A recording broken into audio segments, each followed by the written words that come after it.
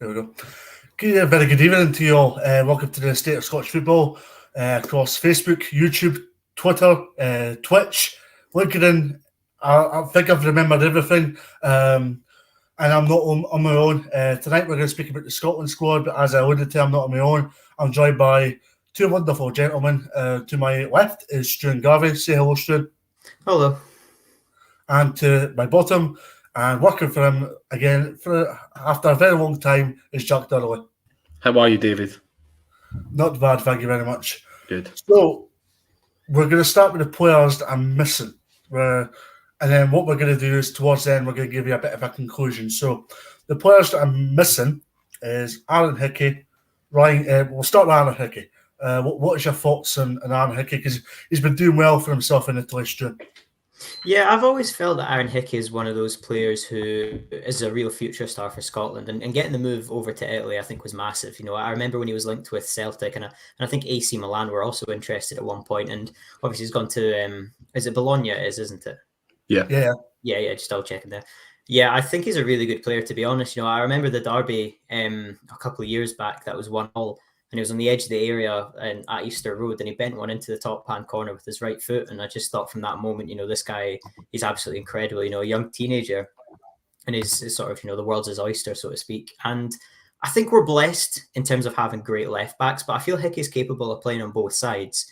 And just when he's coming to the age to come into the team, Nathan Patterson has emerged, Calvin Ramsey has emerged, and also, of course, Stephen O'Donnell has been pretty consistent in a Scotland shirt. So from having absolutely no options at right back, we suddenly have a plethora of them, and it's a difficult option.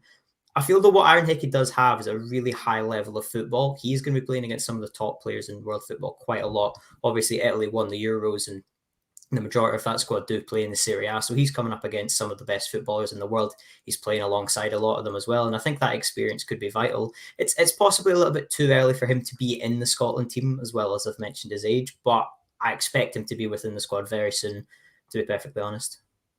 Stuart, I'm going to go back to yourself again, because a question just came in from David Kelly here saying, how is Ralston not in the squad? He's done far more than Patterson or Donald to merit a place. I think that's an interesting one, because I do think Tony Ralston has had a really good start to the season. And it's quite an interesting one, because at the start of the year, if somebody had said, do you think Tony Ralston would get in the Scotland squad? I wouldn't have even acknowledged it, to be honest. I didn't think he was anywhere near, but he's played really well for that Celtic team, and as obviously playing at a very high level for Celtic. He's been playing in Europe, and I think he's proved a lot of people wrong.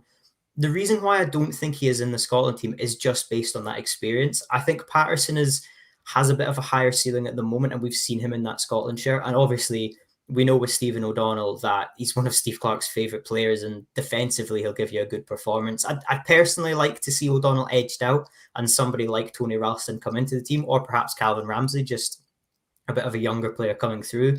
But I can understand why he's not included him at the moment. And I think another factor that plays into it is Tony Ralston has started the season very well at Celtic, but I'm not sure how long he's going to be a first-team player. You know, we know Juranovic has been signed from Legia Warsaw. He came from the Croatian player has come in.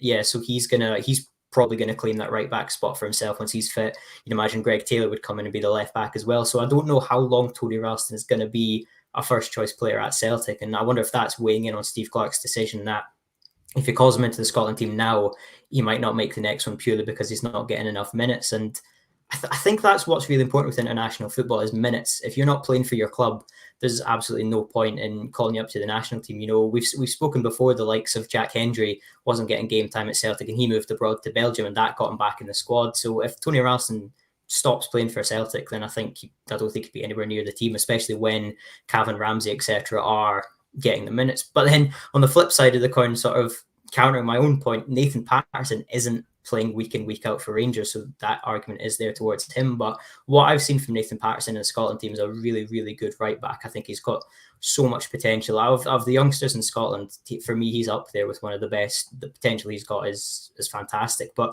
to go back to the original point, I think Ralston is potentially unlucky to miss out on the squad, but I can understand why he's not been included. Okay, Jack, we're going to go to the forward players now and speak about a man that deserves to be in, but for some reason doesn't seem to get into contention because of Steve Clarke's tried and tested approach. And we're going to speak about Ryan Gauld. Why do you feel Steve Clarke hasn't considered him by any stretch? To be honest, David, I've thought about this just about as every squad that we've had in the last year or so as to why Ryan Gauld hasn't been included. And I really can't come up with a logical explanation. I mean, I feel like he's performing well above the station he should be over in Vancouver at the moment. He's been one of the Whitecaps' best players this season, I'm sure.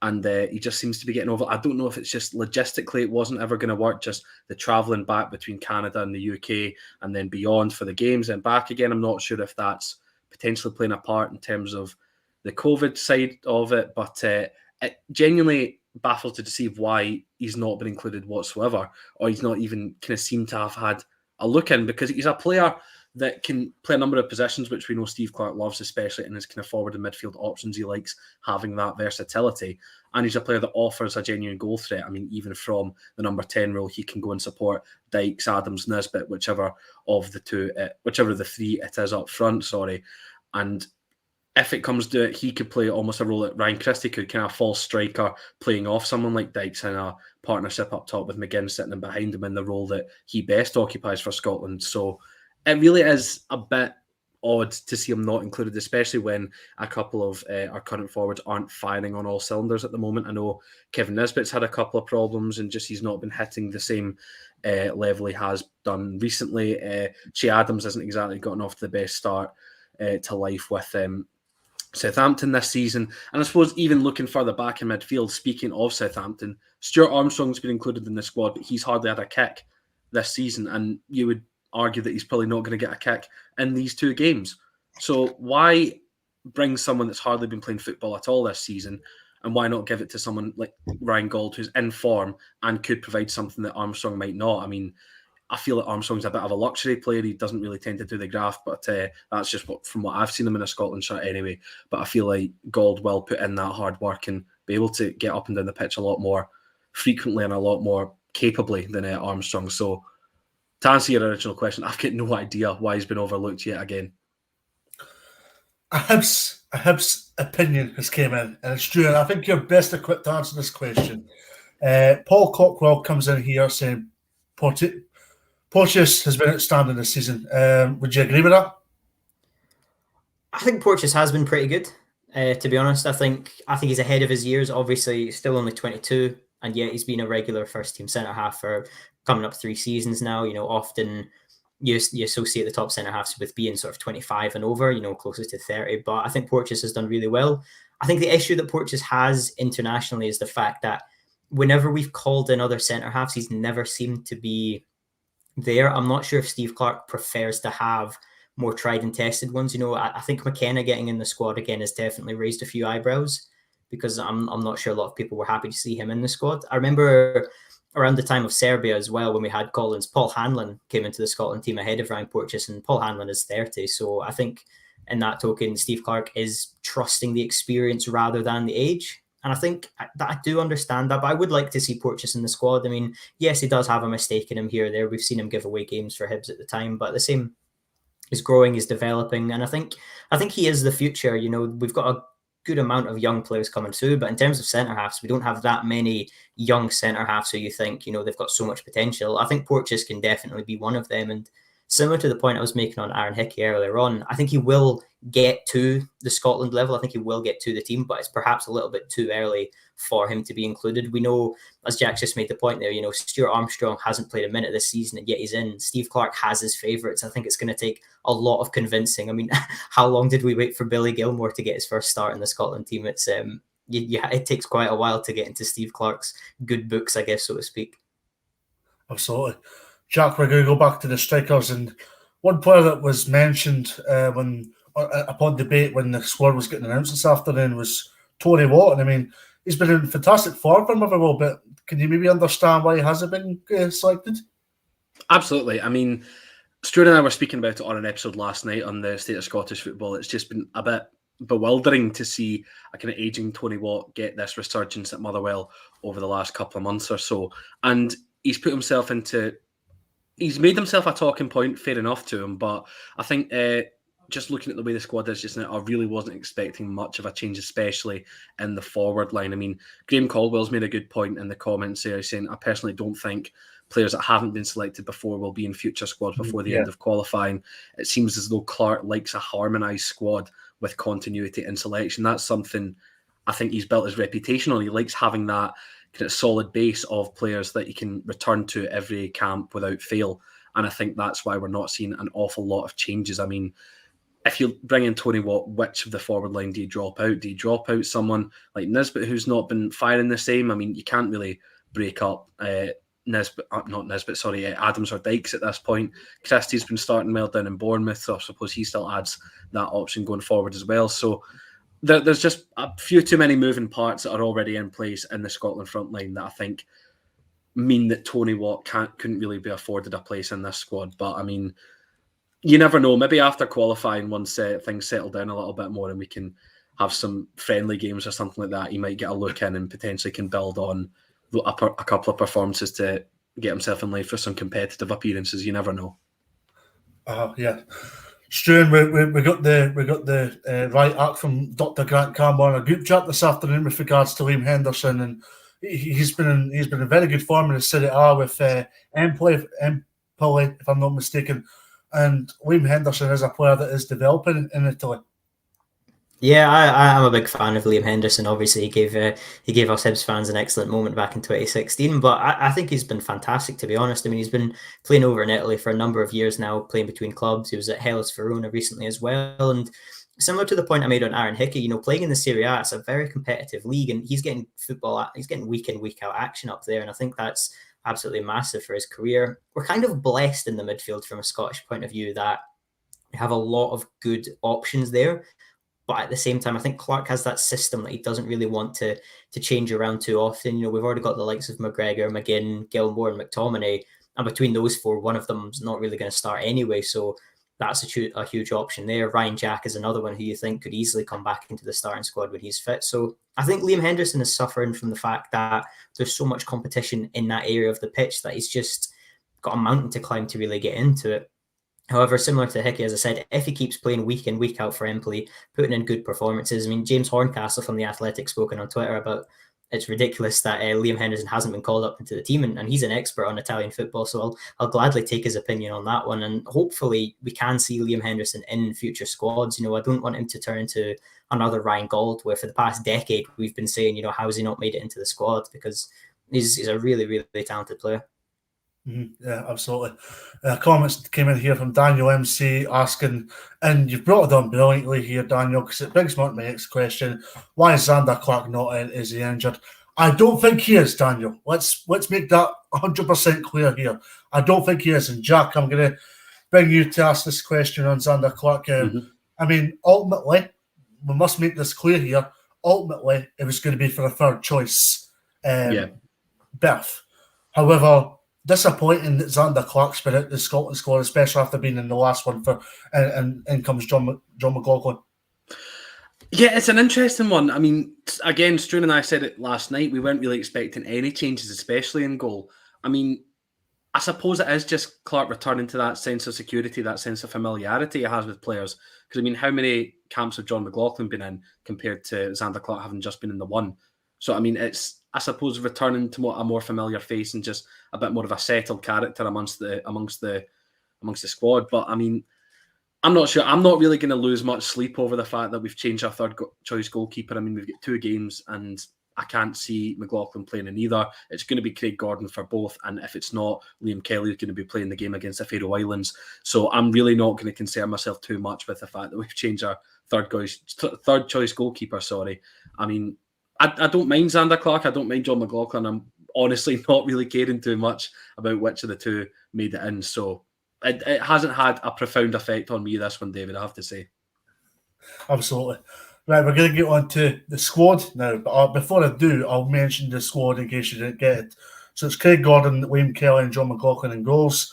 The defence is Liam Cooper, Grant Hanley, Jack Hendry, Scott McKenna, Stephen O'Donnell, Nathan Patterson, Andy Robertson and Kieran Tierney. Midfield, Stuart Armstrong, Lewis Ferguson, Bill Gilmour, John McGinn, Callum McGregor, Kenny McLean, Scott McTominay, David Turnbull. Strikers being Shea Adams, Ryan Christie, Lyndon Dykes, Ryan Fraser and Kevin Nisbet. Guys, we're going to get on to the goalkeepers first. And it's funny that Hearts play Motherwell this weekend, Struan, and you've got Craig Gordon up against Liam Kelly. It's the battle of the number ones, isn't it? We should just make that whoever wins that game gets to start for Scotland. No, but I'm quite happy in our goalkeeping department. You know, in my lifetime, I think we've always had a good selection of goalkeepers, to be honest. And I know they are a bit on the older side. I think that was one of the concerns at the Euros, the fact that John McLaughlin at 33 was our youngest keeper, but it's the opposite, you know, the old expression of if they're young, like if they're good enough, they're old enough, and if they're good enough, I guess these ones are still young enough to be playing in goals. I think we're blessed because in my eyes, Craig Gordon is still one of, if not the best goalkeepers in the Premiership, and he's had a terrific start to the season. Obviously, he's a leader as well. I think that's really important for your international side to have those sort of characters in the dressing room. Obviously, Hearts have had a fantastic start to the season. He's been responsible for that both on the pitch and I'm sure in the dressing room, on the training field. I'm sure he's a very calming influence and helps the team a lot. So I'm really happy with our goalkeeping situation. You know, yeah, Xander Clark has missed out, and I'm a fan of Xander Clark. I think he's been one of St Johnstone's best players this season. But John McLaughlin is now seemingly Rangers' number one keeper, and I think if he's Rangers' number one keeper, he probably should be in the national side, at least part of the camp, to be honest. But I fully expect Craig Gordon to be our number one, and I'm very happy that we do have a safe pair of hands in the net. I mean, we've touched upon John McLaughlin already, Jack, and I've covered St Johnstone on a regular basis in the press box to tell you that Xander Clark is very much an underrated goalkeeper. But it's just unfortunate from Xander Clark's point of view that he is in the squad. But ultimately, and Jack hit the nail on the head, you're not going to lose much sleep over a number 3 choice goalkeeper. And John McLaughlin, he is battling to be Rangers' number one.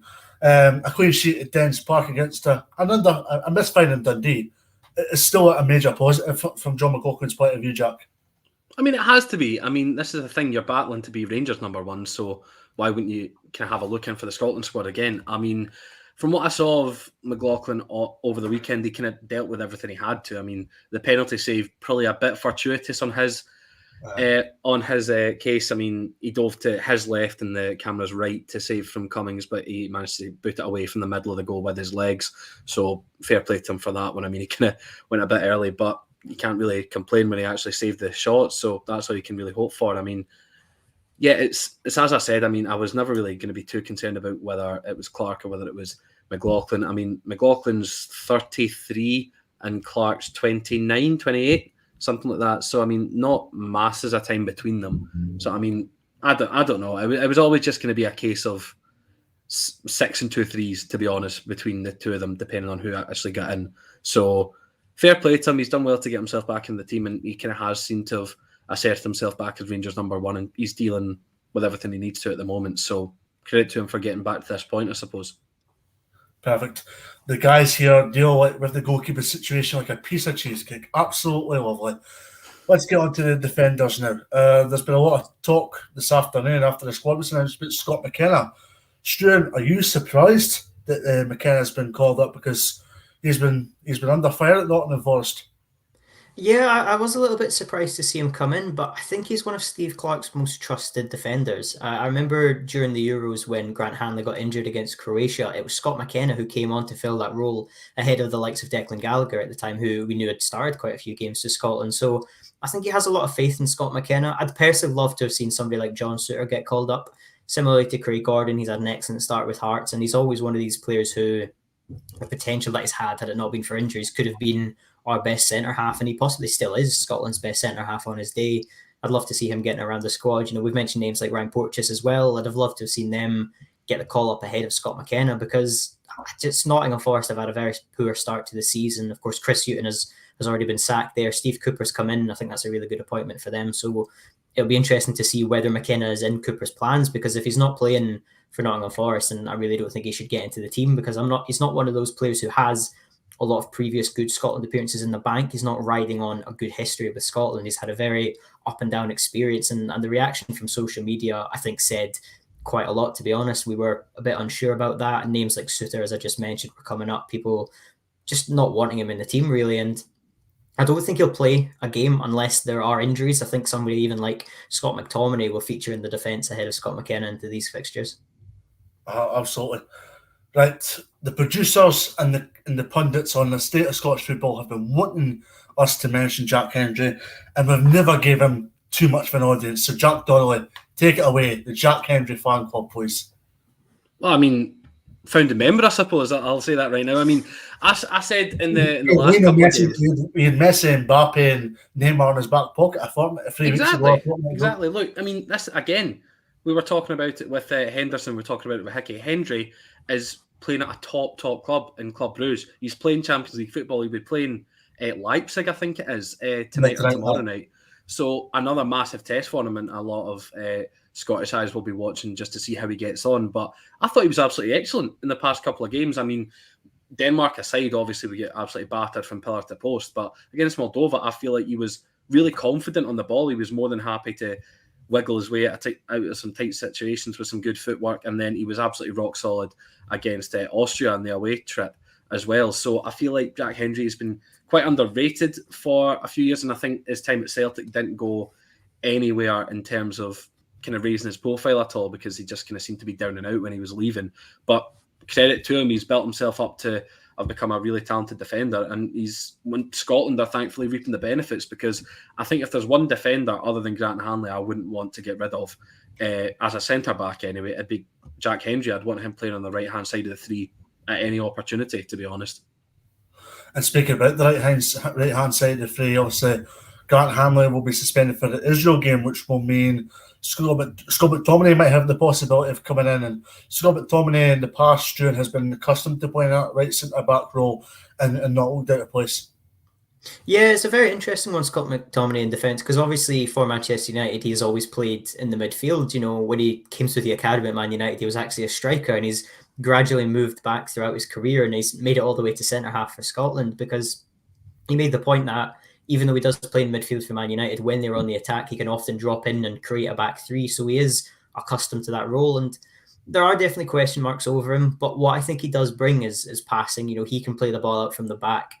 During the time when we were qualifying for the Euros at Serbia, you know, Jack Hendry wasn't in the team. Even Grant Hanley wasn't really playing. So we didn't have that many ball-playing centre-halves. So Scott McTominay was great in that aspect, that he had the calmness, the composure. He could bring the ball out from the back and start attacks. He can carry the ball from defence to midfield. And I do like him in that position, but there are times when you can see he's not naturally a centre-half. You know, he doesn't have that same defensive awareness that perhaps Grant Hanley, Jack Hendry, a natural centre-half would do. I remember the goal that we conceded in the 90th minute from Luka Jovic. A lot of people were blaming him on the corner because he didn't pick up his man, and you can see those signs that, yeah, he should be better suited in midfield. And what I think McTominay has in him as well is a goal. We saw the 6-2 game last season where Man United beat Leeds. He scored 2 in the opening 3 minutes because he can drive with the ball, and he's got such an accurate shot on him. It's ridiculous. I'm going to need to stop praising McTominay pretty soon here, but his range, his drive on him is really good. And I feel that's something that we could benefit from as goals in midfield. But at the same time, I'm happy with him in defence. He's sort of one of those players who, if we stick him in midfield, if we stick him in defence, we're hopefully going to get a 7 out of 10 performance at least every time. And Wanky67 has just raised a great point, saying Hendry was in UEFA Team of the Week because his performance against PSG was superb that night, which just speaks volumes. Yeah, man of the match against PSG is just... It was sensational, to be honest. You know, I remember turning that game on and I was excited because it was Messi, it was Neymar, it was Mbappe. It was one of the best front threes I think we've ever seen on paper. And I was thinking, you know, how many is this going to be? And Jack Hendry getting thrown in at the deep end, the Champions League debut against that. But it was absolutely fantastic, to be honest. You know, Clinton Mara at the right back position for Bruges as well was excellent. But Hendry stood out to me, and I think that shows the calibre of a player that he is. You know, we spoke about the fact he's going to be playing Champions League football week in, week out. You know, not many Scotland national team players can say that, and it's going to be such a benefit for us. You know, that group, it's not going to get any easier for him. Of course, they've got RB Leipzig coming up, and they'll also have Man City to play as well. So he's going to get a fair trial in that. But yeah, it was absolutely fantastic. I mean, I'd have loved to have seen Messi, you know, take the Champions League alight, but I was even more happy to see Jack Hendry pocket him nicely. Absolutely. Continuing in defenders before we move on. Obviously, the tried and tested approach. There's a lot of continuity in the defensive department, and you'll notice the likes of Stephen O'Donnell, Jack. He got a lot of unfair criticism from the Tartan Army and football fans in general, but he's came into the Scotland setup and the system that Scotland implement. He just suits it. Which is odd to say because I feel like he's not a player that has an awful lot of attacking impetus, does Stephen O'Donnell. But I suppose when all your attacks tend to get focused in the left-hand side with two massively talented left-backs, you can afford to be a bit more defensive on the right-hand side to let it balance out. And Stephen O'Donnell's done that job absolutely excellently. And he's playing in a team just now which are really kind of going about their business really effectively in the league just now, or Motherwell. I mean, that's 5 in a row unbeaten in the league, or maybe 6. I can't remember exactly how many games they've gone unbeaten. And O'Donnell's kind of come back into the fore for the last couple as well. And he's looked really assured in those matches against Rangers and Ross County. So he's done very well domestically in the last few weeks, and it's really no surprise to see him included back in, because Clark's always going to pick him. I mean, he's his mate from Kilmarnock. I mean, he's always going to have that soft spot from the time spent there. And he's always kind of impressive. He tends to prove his doubters wrong an awful lot when he plays for Scotland. I mean, you saw him do exactly that when he went down to Wembley after the Czech Republic game.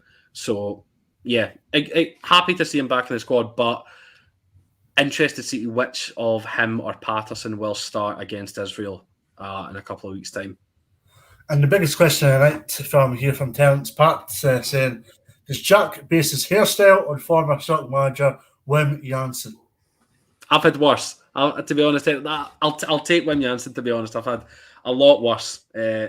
Some from the comments on this show, but no, I don't know what I base it on, just to answer your question. It's just where it's ended up landing on the day.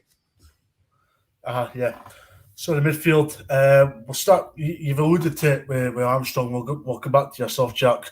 Armstrong's not the player that's been playing a lot of games or exactly firing on all cylinders for Southampton this season, but he probably offers so much just in terms of system Scotland play and nothing else. I mean, he can, but at the same point, we've not really seen him play much for Scotland recently either. Mm-hmm, yeah. I mean, even when McGinn was out injured and you thought, oh, he could fill that number 10 role, you've got Christie that can do that. You've got David Turnbull who can do that, and you'd argue that David Turnbull's been a better player this season than Stuart Armstrong. I don't know, it just seems a bit of an odd pick. I mean, I think Clark's potentially just going for that consistency factor once again, and the fact that he's a familiar face for a lot of the lads in the squad. And I suppose he's not done anything to warrant getting dropped, but I don't know. I mean, as I said at the top of the show, David, I mean, I could have seen the switch for him and for him going out and Gauld coming in being fairly sensible from Steve Clark. But if he's maintaining consistency, I'm not really too bothered, because I can't imagine Armstrong's going to get much game time out of these 2 games. So, well, yeah, we'll use him if we need him. It's break glass in case of emergency for Stuart Armstrong, if we're being completely honest. Stuart, do you think Lewis Ferguson's looking to make the squad not in terms of his ability or the way he plays, but just in terms of his form for club Aberdeen? Yeah, I think he was a surprise inclusion in the last squad. You know, I don't think Aberdeen have made the best of starts to the season, and there's a lot of competition in that midfield. Obviously, we know Scott Brown, Matty Longstaff, Ojo. There's a chance that he may not be starting week in, week out. And we've also mentioned the likes of Ryan Gauld, the likes of Liam Henderson, possibly even somebody like John Fleck, who not in the squad anymore. All of them are arguably more deserving. They've been playing more regularly. So I think he definitely is lucky to still be in that squad. I guess with the injury to McGregor, we don't know how much he's going to play. That's possibly a way that Ferguson will be seen in the squad. I don't know if there's a reason. Maybe Steve Clark thinks that Ferguson's ceiling is very high, that he's going to be in the squad soon, and it's maybe a good opportunity to have him in now. I think he is very lucky. You know, we spoke about Scott McKenna being lucky to be within the Scotland squad. I think Lewis Ferguson's in that same boat, to be honest. I think there's a lot of players whose case you could make deserve to be in that ahead of him. Billy Gilmour, Jack, hasn't been magnificent for Norwich by all accounts, but you'd have a young and energetic Billy Gilmour in your Scotland squad every day of the week. You'd be a fool not to, David, to be honest. And I mean, look, I mean, you can say that Billy Gilmour's not been impressive for Norwich. Norwich just haven't been impressive themselves. They've been absolutely shocking this Premier League season. I mean, there's no dancing about that. They look set to just go straight back down at the first time of asking. I mean, they tend to do the exact same every time they come back up, Norwich. I mean, it's just... They're a yo-yo club. Absolutely. That's the perfect way to describe them. They just go up and down like they're on a trampoline constantly. But you can't discredit Billy Gilmour for that. I mean, he's one man at the base of a double pivot in midfield. You cannot base Norwich's bad form on him alone. And I mean, he might not be hitting the heights that we've seen him hit regularly, I suppose, for Scotland and Chelsea, as we've seen him do in the last year or so. But we know how talented he is, and we know how much we need him in that midfield. I mean, we saw him get forward a bit more, have a bit more attacking impetus in the game against Moldova. He had a really good chance to double the lead. Just his shot from the edge of the box, just going wide of the post. But he's an absolutely fantastic player. He's someone that's going to be in our midfield for the next decade or so. So you want to get him all the game time you can at the current moment. How instrumental is John McGinn going to be in these next few games, in particular the Israel game, Stu? Oh, absolutely massive. I think during Steve Clarke's time in charge of Scotland, John McGinn has been our best player. I believe he's the top goal scorer as well under Clarke. Under Clarke, and I think that says a lot, to be honest. He's just brilliant. Whether he's playing as an 8 or a number 10 in our midfield, I think he's absolutely brilliant. And you notice when he's missing, you can see that link we have between the defence and midfield. I remember there's been a few times where he's sort of played a bit deeper, and people like Armstrong have been that more advanced midfielder, and it just doesn't have the same impact. McGinn brings you goals, and he never stops running for an entire 90 minutes. And just thinking back to the Austria game when he scored the bicycle kick, he has those moments out of nowhere where he can grab a goal, and I think he's been fantastic, to be honest. He's playing week in, week out for Aston Villa in the Premier League, and he's just an excellent player, to be honest. As I said, when I'm picking the national team for Scotland, he is my first name on the team sheet. I'd have him ahead of Andrew Robertson, Kieran Tierney, all of these players. I just think he's so pivotal to the way we play that he can play as an 8, he can play as a 10. He's going to be starting in our midfield no matter what, and what he brings is absolutely massive to the team as a whole.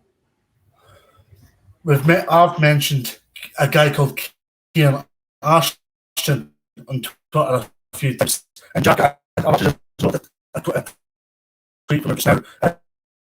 Saying no McBurnie sliding on his knees, Giff. You would like not to see McBurnie in this latest squad. Sorry, Dave. I didn't get a word of that. The sound kind of came through garbled and a bit rushed there. Would you mind going back? Sorry, I don't know if that's on your end or mine, but I just didn't get a bit of that question there. All right, okay. I've mentioned Kieran Ashton on the State of Scottish Football a few times, and he came up with a tweet this afternoon saying no McBurnie, with a gif of Jose Mourinho sliding on the grass. You'd like not to see McBurnie in the squad, would you maybe have considered him, or are you just happy he's not in the squad? Ollie McBurnie. I mean, I'm surprised that he's even a name that's considered at the moment in time. There's absolutely no need for Ollie McBurnie to be anywhere near this squad. And look, I think he's a player that does get a lot of unwarranted criticism. I feel like people can be a bit too harsh on him, but compared to who we've got going forward, David, there's absolutely no room for him. And you would look at other players anywhere else really with the associated Scotland before you would even consider bringing McBurnie back in. I mean, he's never going to get in ahead of Dykes, because that's the kind of player that you would have in the similar mould as him. He's not the same kind of player as an Adams or a Christie, a Fraser, even a Nisbet. So, yeah, no room for him. And I'm surprised people are even talking about him as if he's in recent consideration. Absolutely. Back onto the midfield front, and continuing in the continuity front, you've got the likes of McGregor, who is still injured, and you've also got the likes of Kenny McLean and Scott McTominay in there. We'll focus on them three now, Stu. First and foremost, on Callum McGregor, a player been ravaged by injury problems in the last few weeks, but he offers so much experience to the Scotland side, despite his age of, is it 28?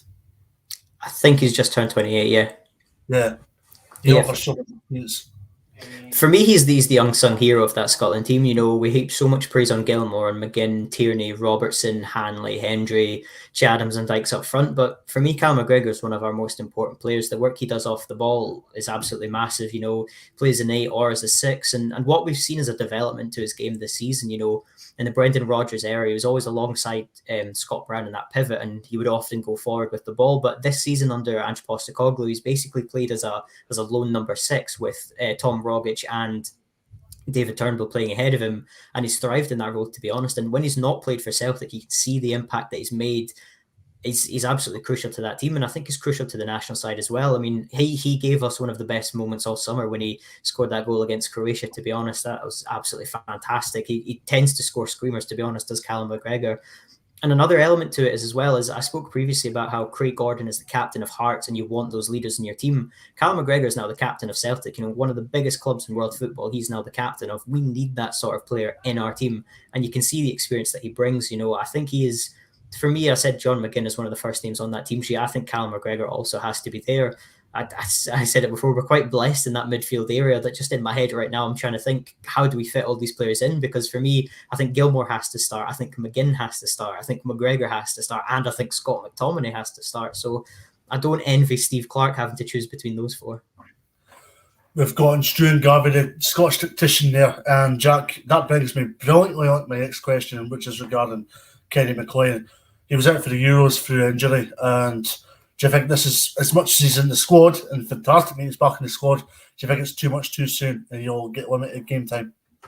I think it's not even too much too soon. I think he's just going to get limited game time purely for the fact that there are players ahead of him in the pecking order at the moment. I mean, I suppose the one question you could potentially see him used a bit more, because McGregor's potentially not going to be 100% fit, especially for Israel, and you don't really know where Steve Clarke's going to play McTominay. I think if McTominay does play in defence, you will see Kenny McLean play in midfield alongside Billy Gilmour, both behind John McGinn, of course, or something similar. Potentially see David Turnbull instead. I'm not entirely sure.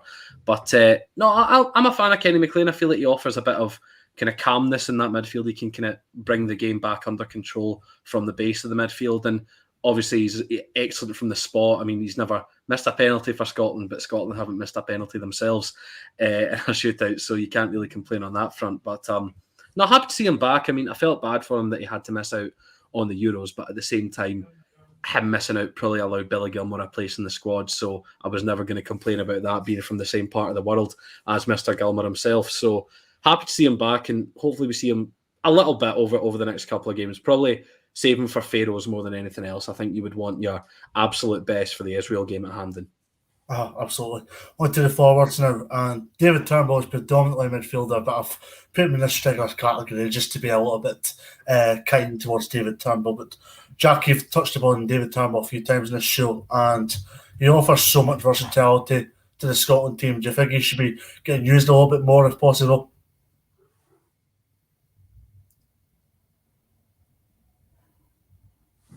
Yeah, I think he definitely could feature in the team a little bit more. You know, last season he was probably one of the best players for Celtic, and he's still very young, to be honest. I was really happy that he did make the call into the national team, because he's fantastic. You know, as I said, he's played week in, week out for Celtic. He's not been the best of starts to the season this year, but I still think he's a really good player to have in and around that squad. And potentially, if we are needing a goal, you could easily throw him into that midfield, or as a link to the front two. You know, if you only want to play with one up front, if we're perhaps going to be doing a bit more defending, you could have David Turnbull up there with, say, Che Adams just to run off. You know, the same way Ryan Christie sort of played that role a few times. I think David Turnbull has proven himself this season that, you know, he sort of played more of an 8 for Celtic in that midfield with Rogic going forward. Last season we saw him as a 10. You know, I think he's a really versatile midfielder, and I'm going to keep making the point. We are absolutely blessed for midfielders at the moment, to be honest. The fact that a player of David Turnbull's quality isn't even in my thinking for the midfield three positions, because we're that blessed, and I think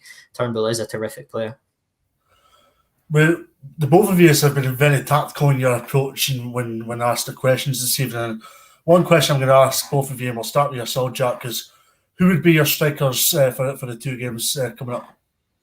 Well, for the two games, that's a different question. I'm not sure if I would stick with the same starting two as I would between Israel and the Pharaohs. I think Israel, it's got to be Dykes and Adams. I feel like that is the best two we have going forward. I feel like they just offer two different types of striking outlets. I feel like Dykes, obviously, he's very good in the air. I mean, he's used as a bit more of a hold-up player. But, I mean, he does have an absolute boot on him, and he's known how to find the back of the net in recent games. I mean, two goals in his last two games for Scotland. You can't exactly complain about that, of course.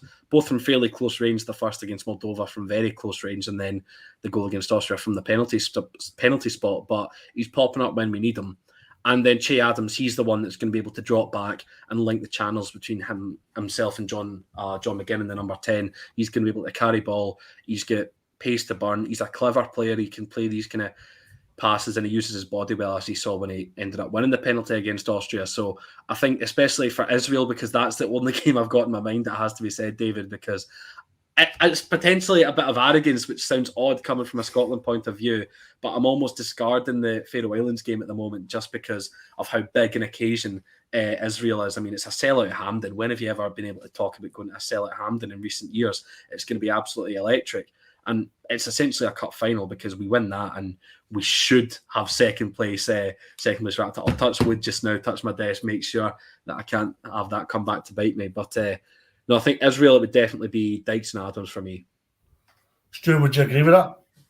I'd just have Kevin Nisbet and whoever's feeling good enough up front beside him. No, in all honesty, I think Jack summed that up perfectly, to be honest. I think Lyndon Dykes and Che Adams work really well together.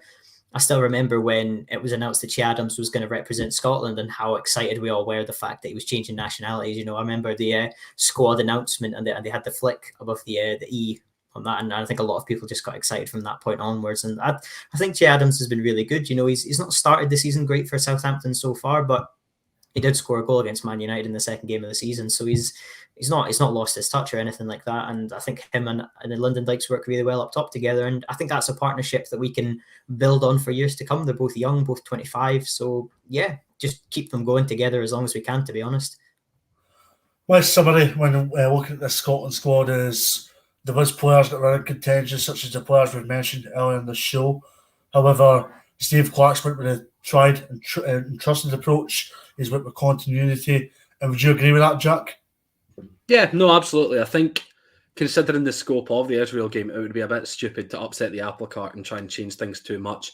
Because, I mean, if it's not broken, don't fix it. That's the old adage. And for the last couple of games, we've looked all right. I mean, Moldova, we weren't great, but we did what we needed to do and get the win. And then we were absolutely excellent against Austria. So I think if we want to build on that, we didn't really need to change too much about the squad that we brought in.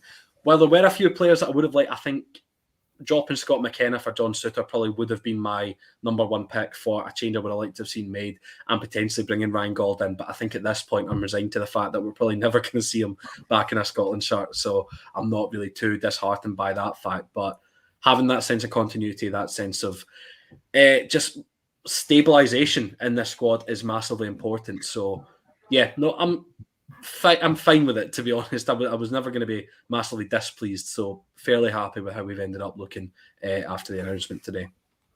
Okay, that's the Scotland squad announcement roundup done. Speaking about Scotland, the 21s now, and they play Kazakhstan and Belgium at Turnbull in November.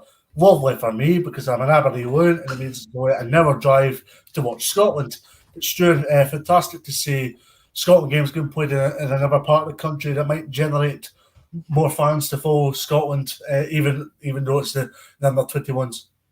Yeah, I think definitely. And I think the under-21 team deserve it. You know, there's a lot of talent in that squad. You know, we've mentioned players who we'd like to see in the first team squad, the likes of Stephen Welsh, Josh Doig, Calvin Ramsey, just to name a few defenders in that team. There's a lot of exciting talent there. And I think it's good that they are going around the country because, as you say, we get more fans going to these games. And with the first team not being the greatest in recent years, you know, I've seen a lot of praise coming for the young team, and I think Aaron Hickey might also be part of that squad there. Somebody just saying in the comments, I'm not 100% sure the entire team, but if he's in that team as well, that's another reason to watch it. He's a fantastic young fullback. So yeah, I think they deserve the attention that they can get because we're going to be seeing a lot of these players in our first team very soon, in my opinion.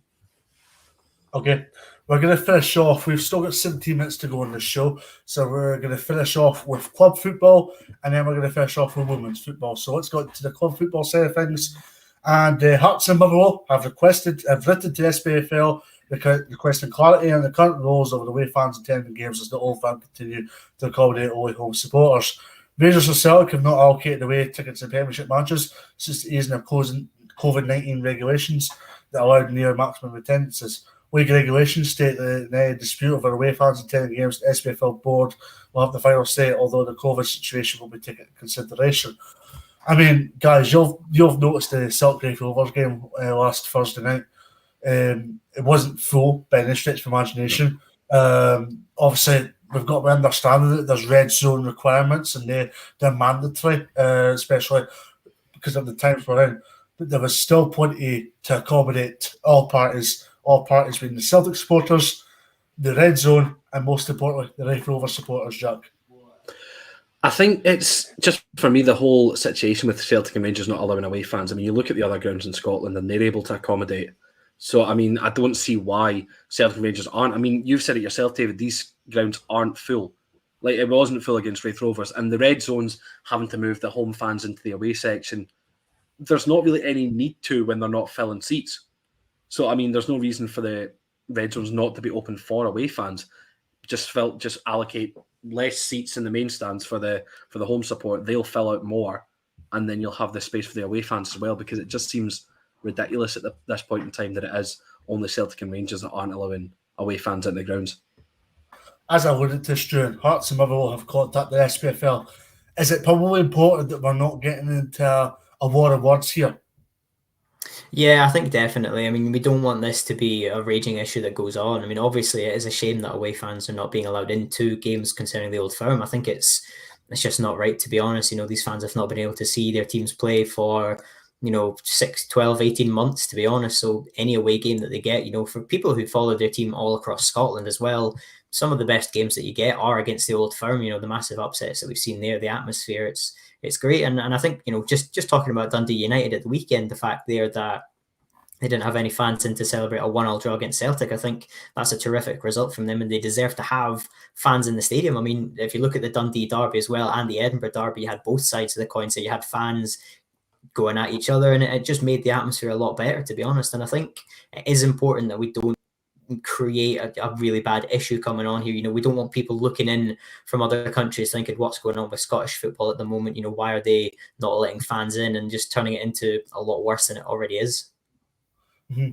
And of course, your team, Hibernian, Stuart, they travelled to Ibrox on Sunday. And what's the feeling with Hibs fans ahead of the trip to Ibrox, considering they won't get to go to Ibrox? I know Hibernian are running a service at Easter Road where you get to watch the game at the stadium for £5, which I think is fantastic from Hibs.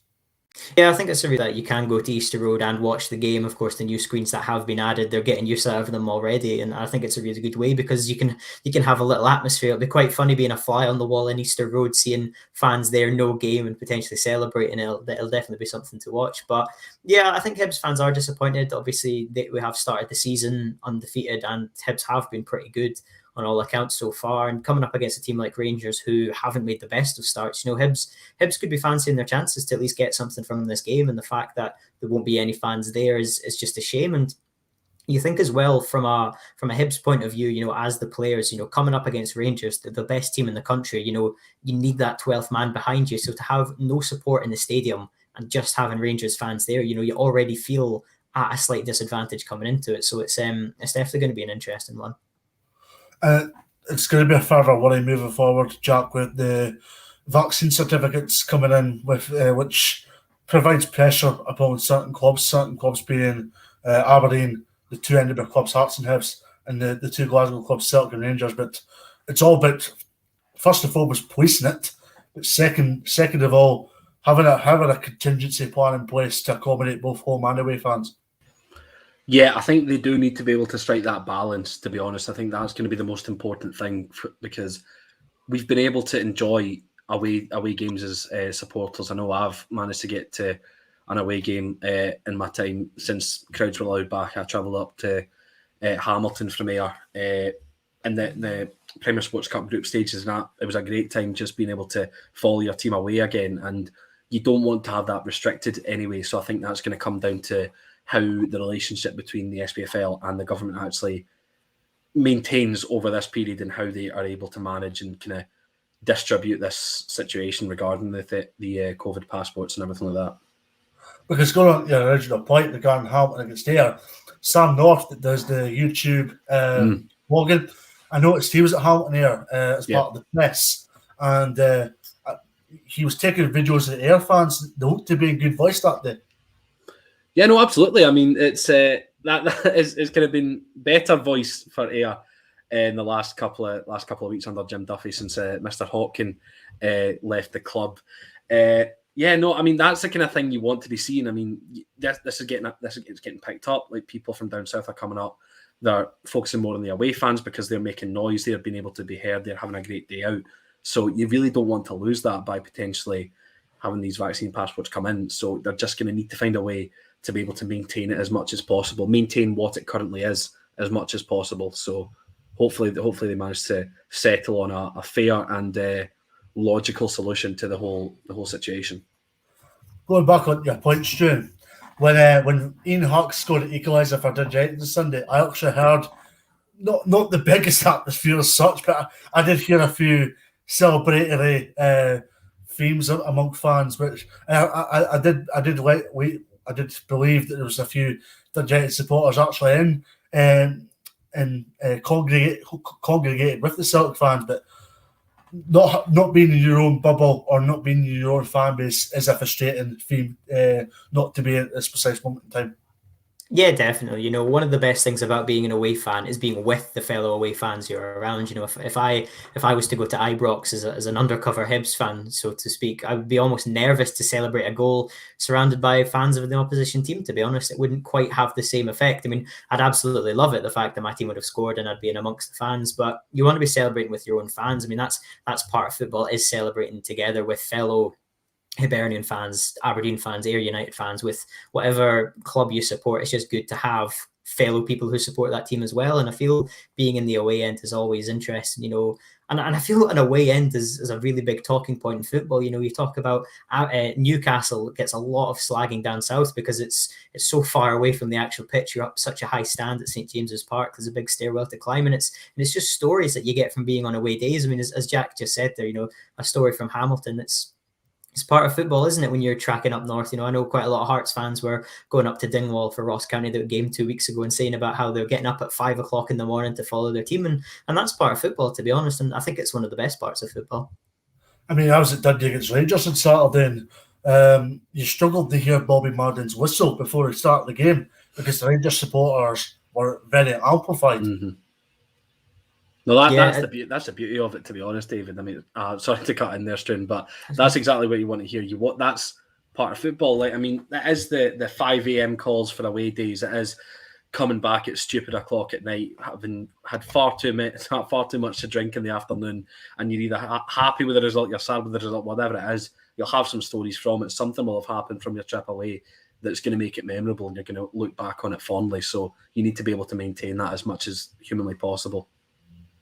Jack Hick's question: how much fans do Ayr United get average?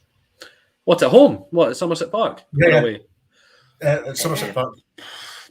About 1,500 odd, I would want to say. That kind of, obviously we'll have more for the derby in a few weeks, but averages out about 1,500 usually, yeah.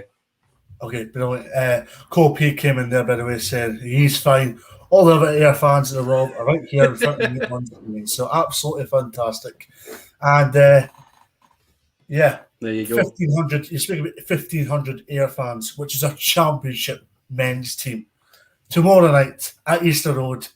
It's currently are you getting? I think it's set out. I think it's blocked out at the moment. They've not announced anything more. 6,000 fans at Easter Road for a women's Premier League match, which is the Edinburgh derby between Hibs and Hearts. Obviously, I'm joined by two guys that obviously work as in the media team at Hibernian women's team. And guys, it's just been absolutely sensational what's happened over the last few weeks in preparation for tomorrow night's game between Hibs and Hearts and Edinburgh derby. Yeah, it's absolutely fun. Sorry, Struan, on you. You got to let you go first. Okay. No, yeah, you. Okay. Yeah, no, honestly, it's we've been blown away by the level of support we've received. I mean, when we found out that we were going to be playing under the lights at Easter Road, it was going to be really exciting. We just thought to ourselves, we could really do something special here. We could get a big amount of people in the door, and we have done. And I just can't wait to be sitting up in the gantry and listen to the 6,000 fans as Hibs hopefully get a result over Hearts tomorrow night. Absolutely. 6,000 is roughly a Premiership men's attendance, Struan, which just speaks volumes. Yeah, it's a record-breaking crowd coming up on Wednesday, and it's absolutely massive, you know, for the fans, for the players, for everybody associated with the clubs. It's a fantastic achievement, to be honest, and I think these players deserve it, to be honest. It's going to be a great occasion, and as a lot of people have said, you know, it's not just going to be Hibernian fans, you know, they're going to be Hearts fans there as well, and it's just a great occasion, to be honest. I'm really looking forward to it. As Jack said, we're going to be up in the gantry, up in the media team, watching that out there, and hopefully there's going to be a Hibernian women win come the end of the 90 minutes. Touch wood. Is the hope tomorrow night, Jack, that the women's football gets put in the map? Well, even more on the map, because I think women's football in Scotland has just gravitated upwards since the 2019 World Cup, and obviously Scotland had their appearance there in the group stages and in tragic fashion were knocked out in the 3-3 draw with Argentina. But it's just growing and growing as a product, and it's something that people should be getting invested in as early as possible because, I mean, you support your men's team as much as you possibly can. Why not support our women's team as well? There's absolutely no reason not to.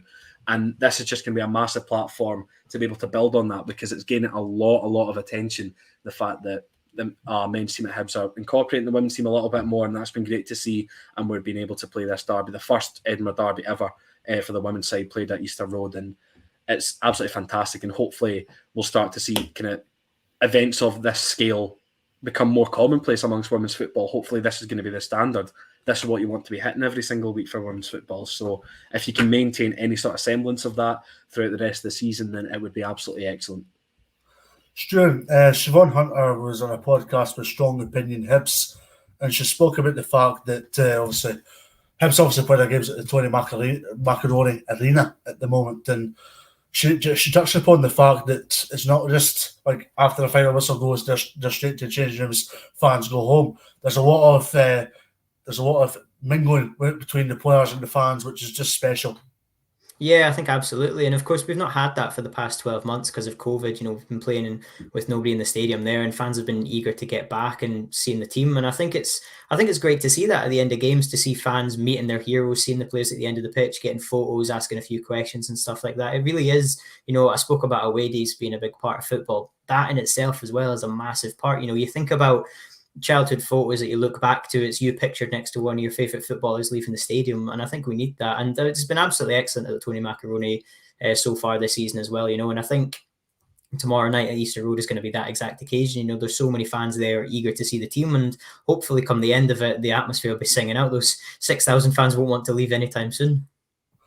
And I'm sincerely hoping that Amy Canavan or Sean McGill's not tuning in right now, because Jamie Youngs came in here and says, "One of Scots Celtic women's team are better than Bonnie like Rose." I don't think Amy or indeed Sean would be too pleased with that comment. But continuing on the women's football front, and Jack, Hearts have yet to pick up a victory this season. They've taken Eva Allwood as new manager, but as Hibs, you've started the season very well. Disappointing for Sunday, but tomorrow night you'll be looking for a response again.